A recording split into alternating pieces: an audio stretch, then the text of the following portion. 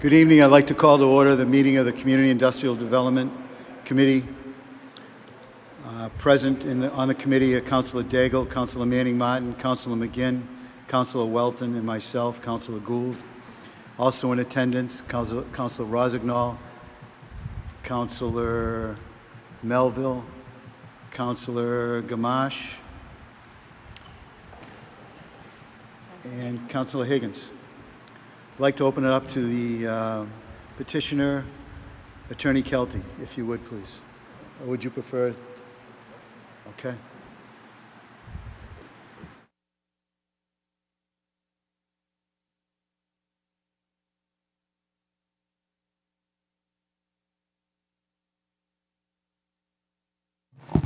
Thank you, Mr. Chairman and members of the subcommittee.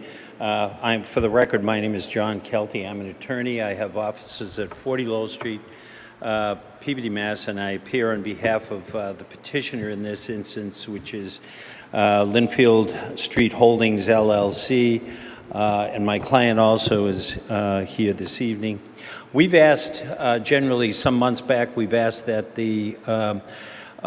this particular parcel of land, which is GB zoned, that we amend the GB zoning so that my client could pursue a mixed-use development at this particular site. This is a site adjacent to Corwin Street and in front of the pond that is right off of Linfield Street. Do we have a name for that pond, Councilor? Craig's Pond, I'm sorry. And so this is the parcel of land that's immediately in front of that, and that's the instant parcel which gives rise to this request. My client would like to build a retail facility on the first floor. We believe that the footprint of the building that would be built would be about 7,000 square feet. Then that would leave us with enough buffer to Craig's Pond and enough space for a very significant amount of parking. So we've asked that multifamily be adopted as a special permit use here in the GB district. So since the initial request, that is what we want to do, that's where we want to get, and now the matter is amending the zoning ordinance so as to effectuate this change if the council sees fit to do this. And so there are sections that need to be stricken, and that is section we need GB to be placed, we need SP to be placed in the column adjacent to, we need special permit put in there for multifamily use. We're suggesting that the multifamily be eligible by special permit, and that there be a maximum of 10 units per acre, 2 parking spaces per unit, and that the requirement would be 15,000 square feet plus 750 feet per bedroom.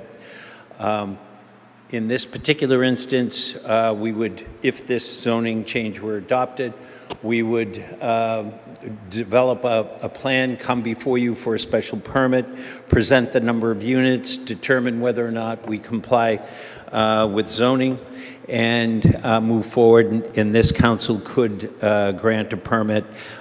With this zone change in place, this council could grant a special permit for a mixed-use development. We are not changing any of the setbacks, frontage requirement. The area requirement would be for 15,000 square feet if your intention is to use the multifamily.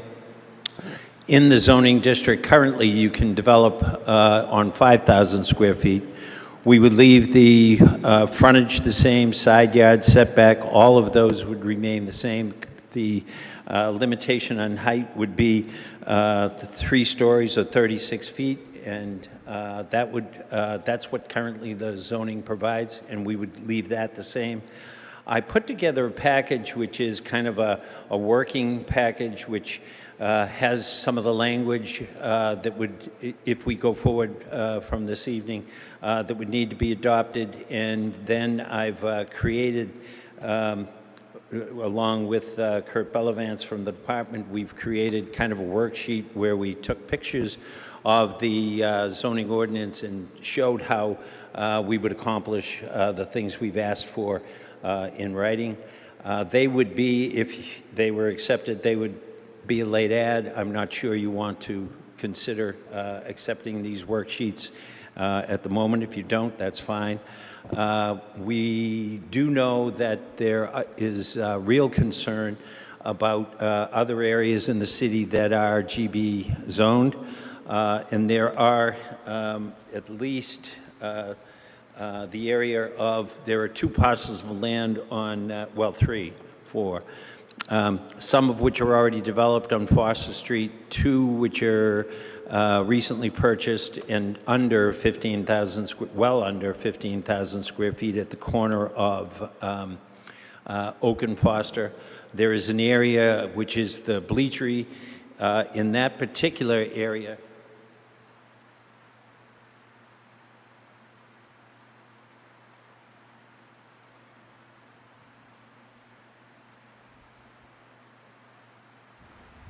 Well, Attorney Kelty looked something up. I do want to apologize to Councilor Turco. I neglected to mention you being present tonight. Thank you. in the Bleachery area, there are 11 parcels of land which are over 15,000 square feet. So if there were a reuse of that property and people that own properties down there wanted to revisit it, there are 11 parcels of land that are in excess of 15,000 square feet. I know that was a concern as to how many would be impacted by this. On Tremont Street, there is GB zoning. There are 3 parcels of land that are under development as we speak. They are in excess of 15,000 square feet. And then the corner, which is the Luso-American Credit Union, all the way down Wallace Street to the cemetery, and including the cemetery, they're all zoned GB. However, almost each instance, with the exception of the Haven, is the largest of those parcels, and that's 15,351 square feet. And the Luso-American itself is 30,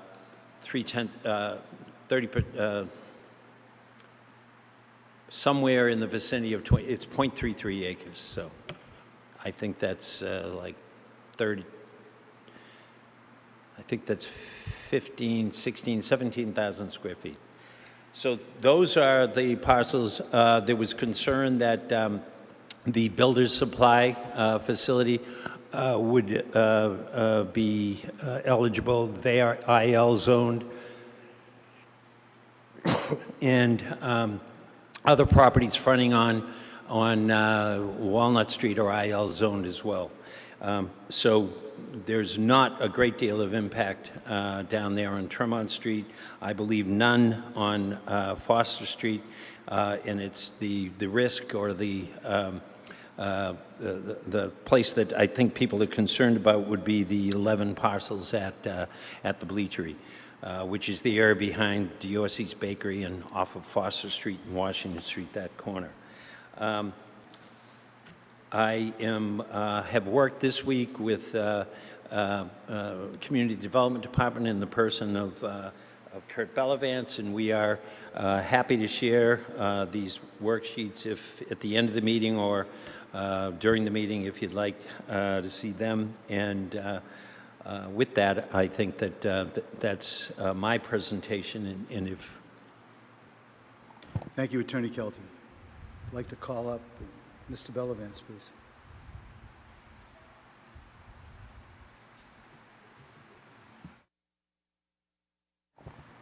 Good evening. Kurt Bellavance, Director of Planning and Community Development. Um, Yes, Jack, Attorney Kelty and I met earlier this week to talk about the proposal. That was not the first time. We've probably met at least a half a dozen times to talk about the possibilities of the project that they'd like to do, the mixed-use project. Originally started with a meeting with a plan, kind of describing what they want to do. We looked at different options over a course of different meetings that we've had. I know we had met probably about 3 weeks ago, maybe 4 weeks ago, prior to Attorney Kelty going before the planning board. We were looking at some options at that point. Again, we met on Tuesday this week, again, to look at some options. But our office hasn't fully vented this. We're trying to figure out, typically when we do we want to look at a zoning change. We want to look at kind of a bigger picture, how that impacts all the property. As most of you probably know, you can't just change one lot for zoning. That's spot zoning. So we're trying to change it in a way that there would be impacts on other properties, but how is that impact going to affect the other properties as well? So we've been talking about different approaches for this, and I'll continue to work with Mr. Kelty on some ideas and how we can address this and how we can get a project that works and is suitable for everybody. Happy to answer any questions. Thank you, Mr. Bellavance. Any questions of the council?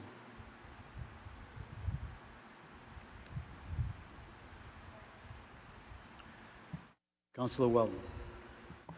Thank you, Councilor Gould. I'm not on this committee, but as you all know, this is a Ward 1 project. I just wanted to state that I like the idea of what the petitioner is trying to do. For those of you who may not be aware, the petitioner owns Ramsey's restaurant, which is adjacent to the parcel that we're talking about tonight. Runs a good business out of there, and I would love to see nothing more than to have that lot cleaned up. I think the struggle with this particular piece is the possible repercussions for Ward 2 and Ward 3, particularly with a higher concentration of GB-zoned areas. So, I am in favor of this project and trying to find a solution to get there, but I do want to acknowledge that it's a challenge with the zoning amendment. So I'm hopeful we can work through something that works for the petitioner so we can end up at the result that they're looking for, because I think it'd be an improvement to the area, a significant improvement to the area.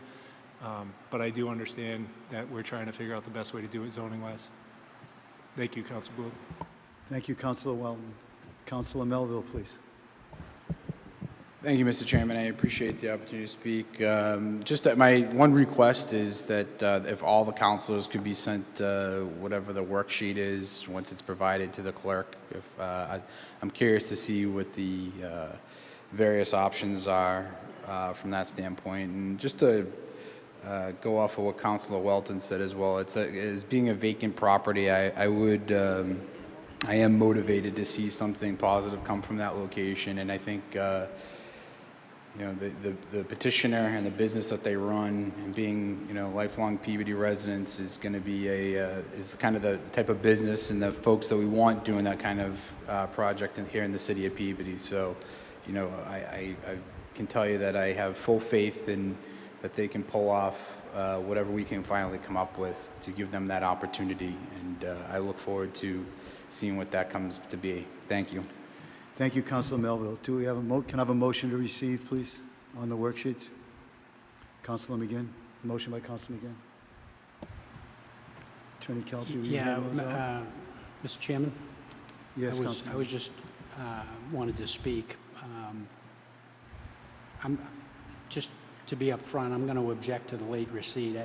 This is a very detailed proposal, and I don't think it's reasonable to drop this on us at the last second here. So happy to look at it at a later date, but I'm going to object to the late receipt. We're not receiving. Not going to receive. Councilor McGinn, did you want to speak also on the project? I would. Thank you, Mr. Chairman. Along the lines of what Councilor Welton said, I see the benefit of redeveloping that particular parcel. So that's not my issue. I'm not supportive of this approach. the majority of these parcels, really, from a square footage standpoint, are in wards 2 and 3. It's relatively speaking, it's a small portion overall that's in Ward 1. And I'll speak specifically to the Ward 2 portion. The vast majority of that, Attorney Kelty mentioned the bleachery, that he's correct, if people understand that reference. In behind Foster Street and Washington Street, the vast majority of that is situated directly in the flood zone. And, you know, I've been consistently against residential in the flood zone, and this would only encourage that. Putting stipulations in there that it would be by special permit doesn't really give me any comfort. I think as soon as it gets into the use table, it's going to encourage that use. So, and I also believe that the vast majority of the uses that exist in which I'm very familiar with in Ward 2, to a lesser extent in Ward 3, I'll let Councilor Peach address that, but, you know, I see the existing uses that are there as incompatible with residential. I take Mr. Bellavance at his word. He indicated they haven't fully vetted it in terms of the impact overall in the city. I assume that's correct, but I won't be supporting this, and I just want to be clear on that. Again, just to reiterate, if there's a way, if there's another solution to address the parcel in Ward 1 that could facilitate this or something similar to this, you know, I'd be wide open to looking at that and evaluating it. But in its current form, I would be in opposition. Thank you, Mr. Chairman. Thank you, Councilor McGinn. Councilor Peach, please. Thank you, Mr. Chairman. I appreciate Councilor Welton just acknowledging that this is not being done in a vacuum. I grew up down the street from this lot in Ward 1 that we're talking about. My parents still live there. I agree. I would like to see something positive come out of it. It has been a vacant lot since my family's lived in Peabody, which is 30 plus years ago. I don't think, I appreciate that this is brought up in Ward 3, but I think Ward 2 has more impact with GB. You know, looking at the map, Ward 3 encompasses a cemetery, some single-family homes, a couple multifamily homes, and then mostly industrial uses right now. So, and then it's surrounded by 4 different zones. So it's super fun down there. Across the street is 3 different zones. But I agree with the concept. I am supportive of mixed-use development. I think that is the correct way for the city to move forward with adding additional needed units, but also not overburdening any particular neighborhood. I don't agree with the language. I don't think there's enough restriction in the existing proposal. I think it would really need to be just tight ratios. For every commercial unit you have, how many apartments could you have? I don't think square footage is the best way to determine that. So that would be my opinion. I also agree with Councilor McGinn. I wouldn't want to accept a late communication with the worksheet. I think this needs to be vetted more thoroughly with community development and with all of the ward councilors that this would impact. Thank you. Thank you, Councilor Peach. Councilor Manning Martin, please. Thank you, Mr. Chairman. I think this is the beginning of probably a good conversation that certainly requires more voices to be heard, in particular the Ward 2 and Ward 3 councilors, since obviously it'll affect their ward as well. So I'm going to reserve judgment on this until we allow more time for further discussions and their input to get more buy-in. You would hope more buy-in from the ward councilors that it affects mostly. So I'm going to hope that this is the beginning of a conversation, not the end. I also want to see something done at that lot as well, but I want to make sure that we're looking out in the best interest of the entire city.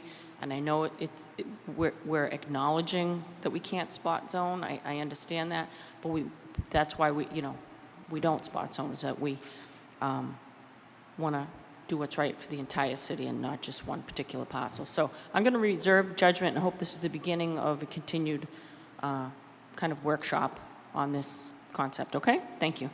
Thank you, Councilor Manning Martin. Councilor Turco, please.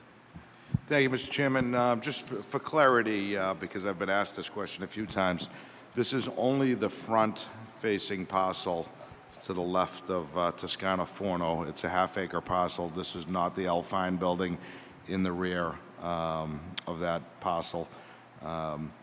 It's been, as Council Peach stated, it's been vacant. I've been at Peabody 24 years. It's been vacant since I've been here.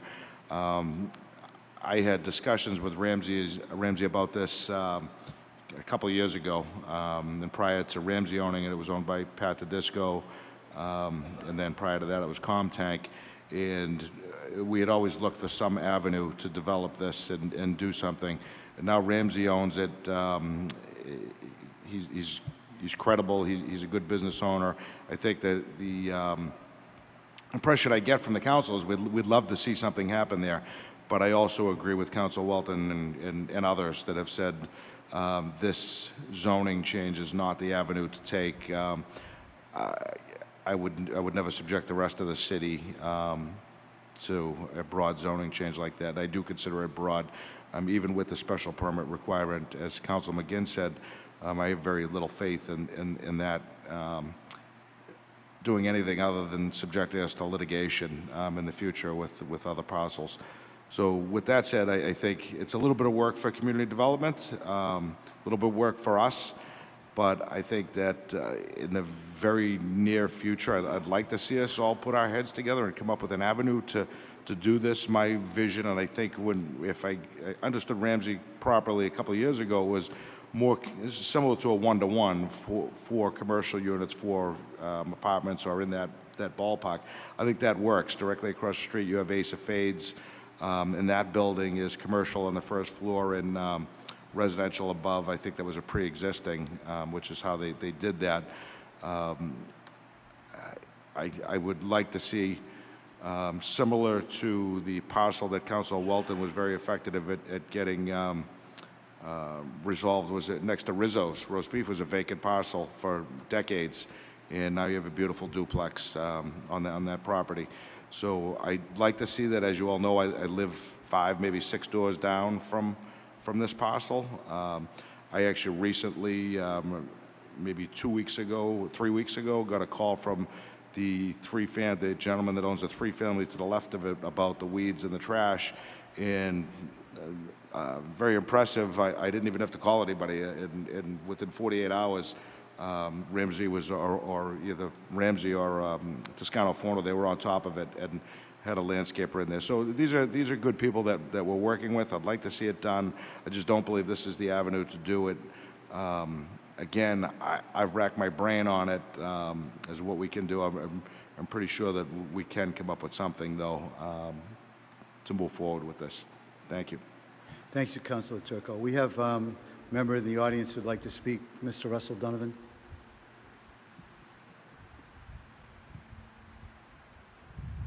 Russ, you going to come up? Oh, I didn't see you there, Mr. Medina.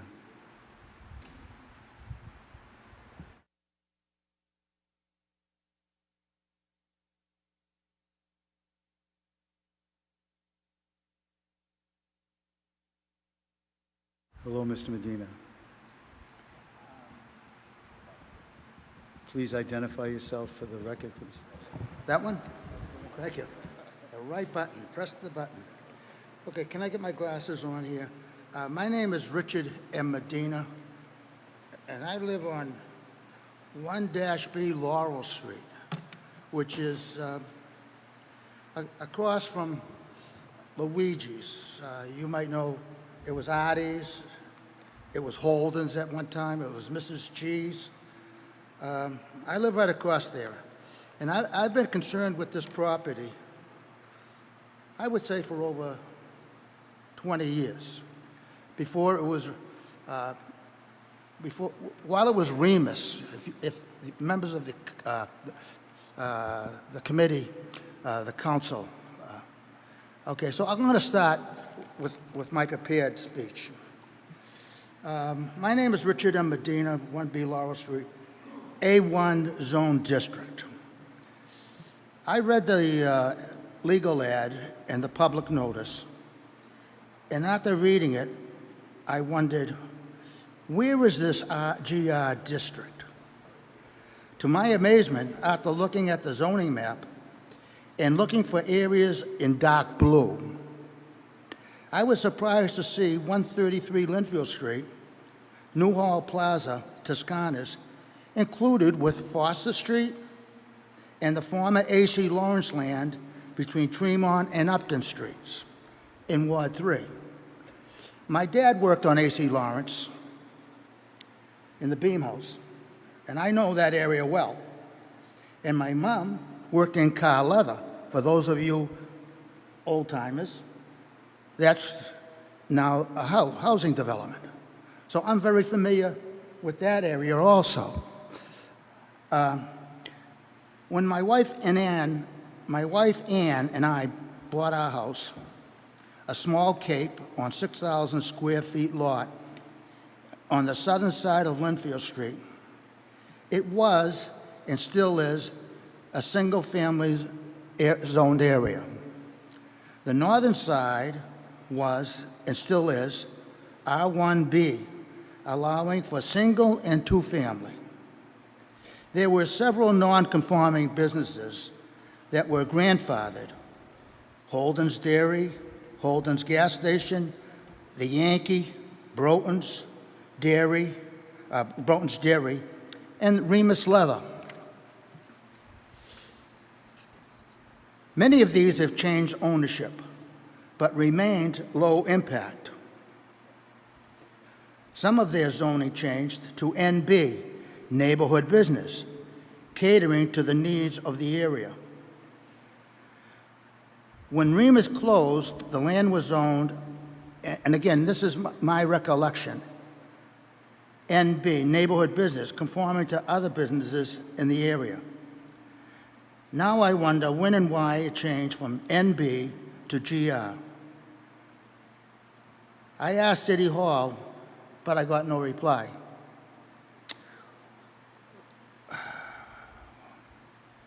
When we moved, like most couples, Crockmore, Willis Ann, Blair Terrace, Newhall Place, and Alexander Drive, and Linfield Street itself, Linfield Street was a busy thoroughfare, but it was not, I repeat, not Foster Street, nor was it Tremont Street. We paid a higher price for our God's little 1/8 of an acre, with its resulting taxes over 60 years. And I just paid my taxes today. Our present zoning, like the U.S. Constitution, whose preamble stated purpose is to promote the general welfare and to secure the blessings of liberty for ourselves and our posterity. This brings me to why this proposal violates the specific purpose of our zoning ordinance. One, these are all listed in the zoning ordinance. Prevent congestion in the streets. Linfield Street dramatically narrows at this location. If you're familiar with Linfield Street, it's wide in some areas and narrows in others. Right at that location that you're talking about, it's very narrow. I'm concerned about the ambulance services, the Hebrew Rehabilitation Center, speeding straight away from the intersection of County Street to the curve. I can hear it every night and every morning. Once they get past that light, wham, they're going. The second thing in our zoning proposal, it's a zoning ordinance. Prevent overcrowding of land. If and when multifamily is allowed, not only the small section fronting Craig's Pond, but as you know, the whole of Newhall Plaza is included. I see the owner cannot, I can see the owner can get more for the sale of this land than monthly rents. The building on this site, meaning the whole shopping plaza, will be demolished faster than you can say Jackie Robinson. The developer will propose 50 to 100 units, whatever. But within 3 months, he or she will appear before the Board of Appeals, and 9 out of 10 odds, 30 more units will be added. I can't even read my own writing. Where are 250 cars going to park, or maybe 100 cars? What about the side streets off of Linfield Street? What about the snowstorms in the winter? I know it's hard to think of winter now. Number 3 in our zoning ordinance. The site borders within 20 feet of Stahl Chemical and also the Fine Building. Where are the kids who are going to live in this so-called multifamily complex? Where are the kids going to play? I can hear the people say, go and play in the backyard. You know what the backyard is? Number 4, protect integrity of the neighborhood. Underline that. This proposal does not, and I repeat, does not conform to the nature and integrity of the neighborhood. This is your and our city ordinance. Once this is implemented, there will be a tremendous pressure for abutters to sell and rezone multifamily further. I saw this on Andover Street from 128 down toward Danvers. I saw this on Cross Street, a nice neighborhood, a nice, beautiful homes on Cross Street, all wiped out. It's very tempting to sell. Conserve the value of land and buildings. Multifamily development like Foster Street will bring down values of existing homes. Basically, this comes down to the quality of life and public safety issues.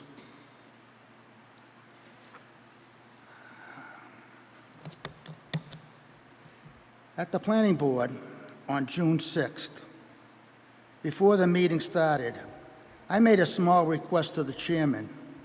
He refused, but we were having a small discussion when another board member chimed in to remind me that I must see the reality of the present situation. And his body language and his facial expression gave me pause. Before the meeting was about to begin, he appeared to know something that I didn't. Over the next few days, I wondered what reality he was referring to. A few days later, the state government bonded $5 to $6 billion for multifamily housing. Eureka. For the real estate industrial complex, Christmas and birthday rolled into one. Millions of taxpayers' dollars will be floated around waiting for eager takers. How can the average citizen compete with so much easy money waiting to be had? Socialism is alive and well. In finishing, a vote for this proposal makes a travesty of our zoning ordinance, and more, a travesty of the concept of zoning itself. Thank you and good night. Thank you very much, Mr. Medina. Mr. Donovan, if you have anything new to add, or see if you can keep it brief. Thank you.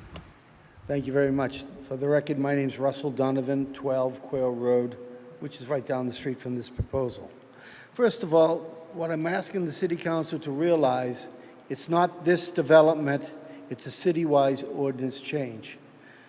It's a change for profit. The developer or the owner of the property knew the zoning when he bought the property. He knew what the value was. He paid the market price. Now he wants to profit more. If it wasn't a good buy when he bought it, he shouldn't have bought it. As for Councilor Turco, it's not a vacant lot. It has never been a vacant lot. It's a parking lot. Ask the next door neighbor, Toscana's. They use it as an overflow. And I think Councilor Gamache over there in the corner, wherever he might be, will remember when the restaurant came before the City Council for a special permit to build. I was the only neighbor in the neighborhood who was in favor of that restaurant. Councilor Gamache almost fell off his chair. I think it was a good choice. I'm proud that the restaurant is still there under new ownership. But as you can drive by on Linfield Street, that is overcrowded with cars, as Linfield Street is overcrowded with traffic. Having lived in Peabody for 45+ years, I have seen the changes in the traffic flow. I can describe to you in many reasons why, and one of them is I have to disagree with a number of the councilors tonight. Multi-housing development is not a solution. It is part of the problem. I will go back to some history, as those who know me. I've been to numerous city councils over the years, over the decades. But I have a couple of things here, and then I'll get back to the specifics. Back in 1998, in the former administration, the city of Peabody had reached what they call build-out. What that is basically every parcel was built up to the current zoning, and there was no more room for development. So what did we do? Under the persuasion of community development and under the leadership of several councilors and presidents, we rezoned certain parcels of the city of Peabody, and we had new zoning, and we created the GB district, which took over some of the business neighborhoods and has been described where they are now. The proposed zoning change is not for that parking lot. It's citywide. Toscana's, the restaurant, as Richard Medina said, they can tear it down. The business next door, they could tear that down and put in other businesses and apartments. A lot of housing. But let me go back to 1998. In this water quality report of 1998, it said that the Peabody water supply was met by 98% of the Peabody supply was created. Try that again. 98% of the Peabody demands were supplied by the Peabody water system. Only 2% of the water usage was during the summer by MWRA. For those of you who got the water bills, this water quality report this month or last month, it stated 21% of the water usage is now from MWRA. Why is that? Well, obviously, it's because of development. I still use the same amount of water I used 50 years ago, more or less. So all that additional water demands is from growth. And with that growth, we've seen the water bills, they increased the rates over 45% in the last 2 years. That's what development gets you. 35% of the population in Peabody are over 65. We have a master plan coming before us that we met on mid-June, that said some statistics. We now have 54,200 residents in Peabody. In 1998, we had 48,000. That additional head count uses a lot of water. That lot of water, it's come from MWRA, because we can't get any more from the Ipswich River. we're restricted by state mandates. Our neighborhood cities and towns are on a water restriction right now. It's in the paper. I haven't heard anything in the city of Peabody shutting down the water. There's a lot of outside sprinklers going on in my neighborhood. There's no drought here in Peabody. Why? We just increased rates 30%, and residents do pay their water bills.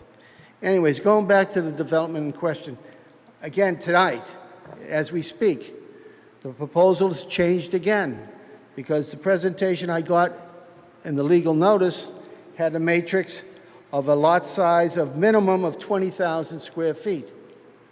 Mr. Kelty came tonight and quoted 15,000 numerous times in numerous areas.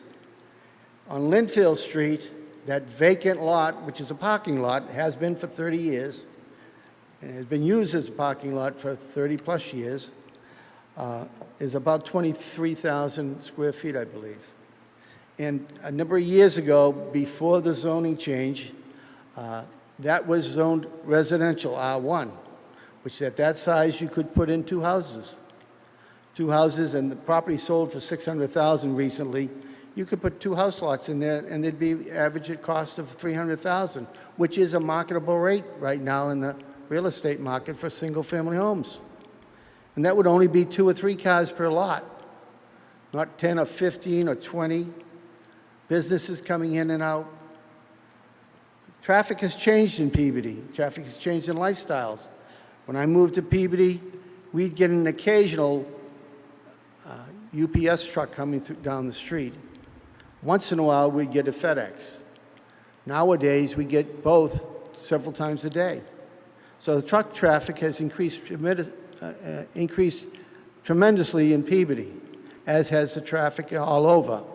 Linfield Street backs up to almost to Goodwin Circle, First Ave, from County Street. Now that we've got construction going on in County, it backs up even further.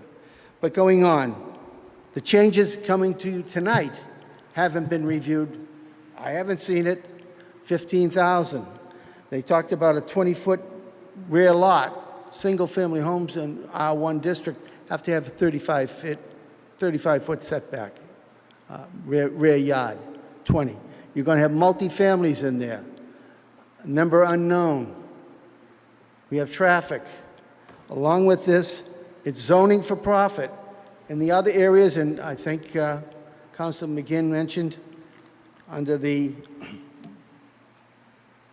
flood boundary district, which you set up, the city of Peabody set up back in 1980 to protect from flooding, it says in the flood boundary district shall not be used for residency. Yet one of the proponents here, or the proposal, would put numerous residences down in that area.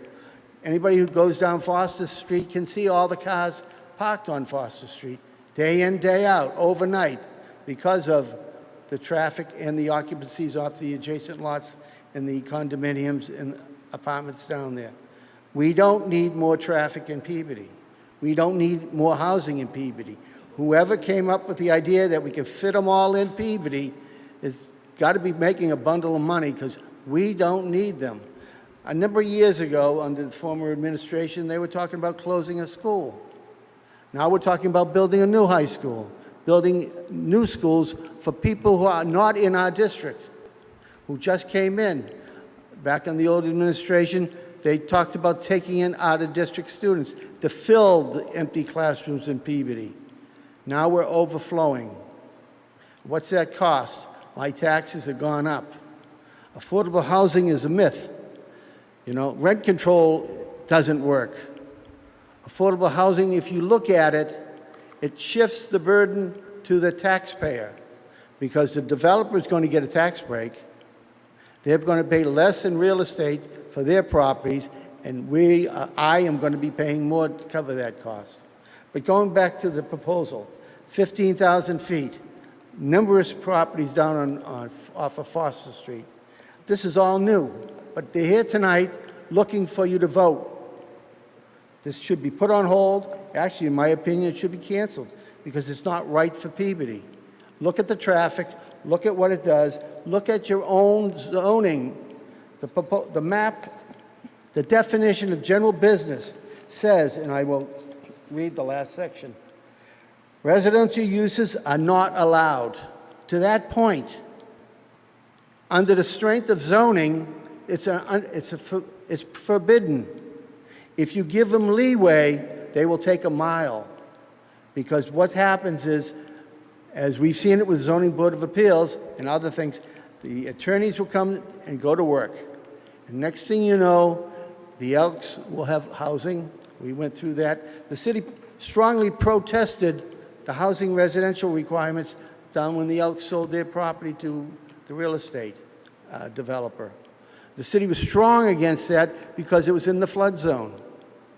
We lost that in court. Let's not lose it here because of a zoning change that you people will approve. Right now, the strength of zoning keeps them out. Change the zoning, you weaken Peabody, you ruin the cities, you ruin the neighborhood for profit for an outsider. However honorable this developer might be, he's in it for the profit. He might be in it for his long-term profit, but not for the good of the city of Peabody. Thank you. Thank you, Mr. Donovan. Any other councilors? Attorney Kelty? I think clearly this is a matter that requires more work. I'm going to respectfully ask that it remain in committee. And following that up, the public hearing tonight, I would ask that at the regular meeting that be continued as well, since it will hopefully not be reported out of committee. Do I need to give you a written continuance for later? Good. So I'd like to get a motion from the floor. Councilor Turco? Just a question for Councilor Kelty. I'm not sure why we're keeping it in committee when I think pretty much the entire committee stated, or almost, that they would not support it in its current form. So I don't understand why we leave these things dwindling around when we've asked Attorney Kelty and Mr. Bellavance to come back with a better, stronger proposal, and this isn't it. And we already know that. So, you know, again, I don't want any hope that this ordinance is going to pass in this fashion, because it's not.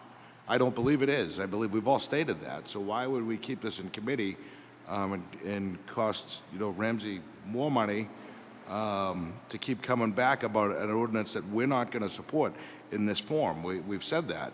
So I would just assume withdraw it, come back with a new, I mean, not on the committee, you make the motion how you want, but I would just say that this needs to be disposed of, and some changes need to be made, some drastic changes to it before it comes back. There's a lot of issues with this zoning that I don't think that we'll ever be able to repair it as it is. Just my opinion. But I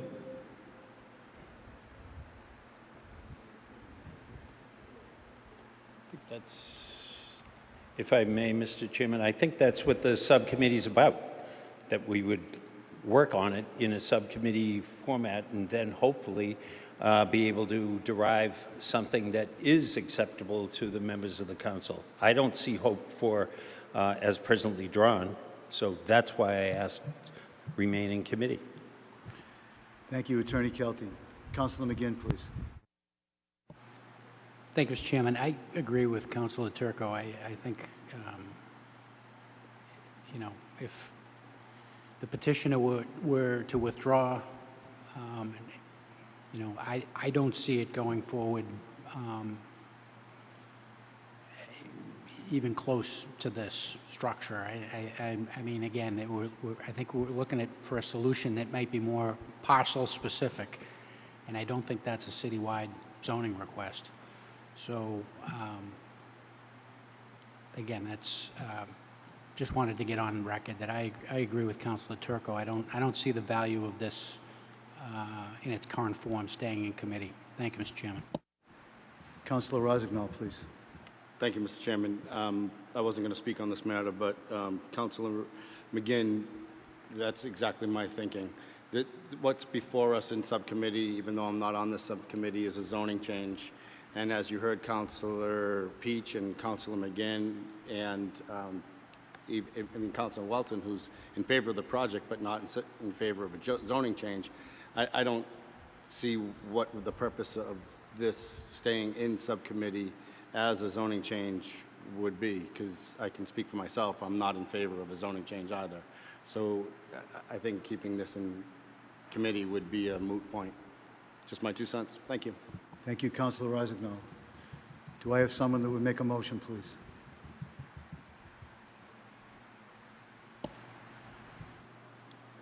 Councilor McGinn.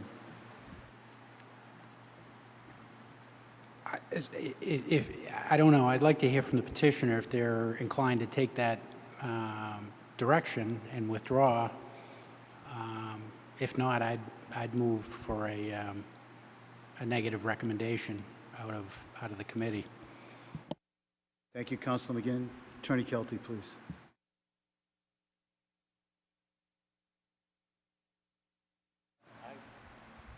I would withdraw it from the subcommittee and from the consideration of the council. So moved. You heard the motion by Councilor Manning Martin. Can I have a roll call vote, please? Councilors Welton. Just, Mr. Chairman, on the motion. Councilor McGinn, please. We're voting to allow the withdrawal, is that? Correct. Thank you.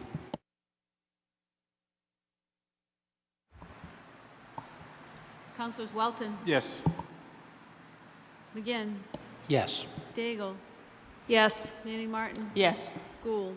Yes. Motion carries 5-0. Take a motion to adjourn, please. Thank you. You heard the motion by Councilor Manning Martin. We are adjourned.